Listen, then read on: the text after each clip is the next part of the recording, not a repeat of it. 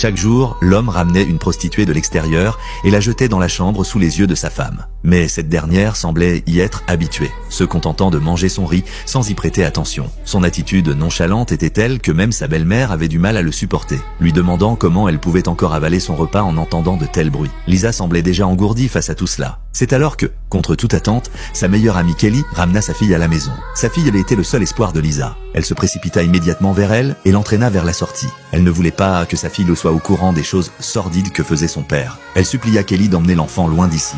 À peine était-elle partie que la prostituée sortit de la chambre. Bien qu'il ne s'agisse que de son travail, elle présenta ses excuses à Lisa. Elle compatissait sincèrement à sa situation et lui proposa même de l'emmener à Séoul pour y trouver un avenir meilleur. Mais Lisa avait sa fille, qui lui tenait tant à cœur. Le plus insupportable était que, lors du dîner familial, le frère du mari regardait Lisa avec convoitise. Et le mari, témoin de cette scène, restait silencieux. Puis il partit pêcher avec sa fille, créant ainsi un moment d'intimité pour les deux autres. Ensuite, le frère entra dans la chambre de Lisa. Lorsque le mari revint à la maison avec sa fille et vit l'état chaotique du lit, il verrouilla la porte. Dehors, la fille mangeait calmement une pomme comme si elle était habituée à voir sa mère se faire battre. Lisa vivait dans cet environnement, faisant chaque jour les tâches les plus pénibles et les plus fatigantes, tout en subissant les critiques incessantes des vieilles femmes. Ce jour-là, Lisa fut témoin d'une scène qu'elle ne pouvait absolument pas accepter. Elle prit la décision de quitter cet endroit avec sa fille.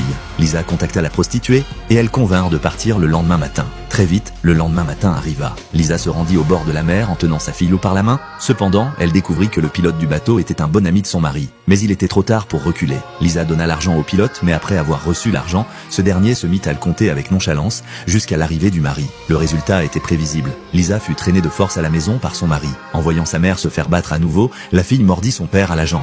Mais cela ne fit qu'enrager davantage l'homme. Il attrapa sa fille par les cheveux et la jeta contre une pierre à proximité. Elle cessa instantanément de respirer. La mort de sa fille rendit Lisa complètement folle. Elle hurla de rage, mais rien ne pouvait changer quoi que ce soit. Le lendemain, Lisa enterra sa fille dans le jardin malgré le fait que son mari trouvait cela de mauvais augure.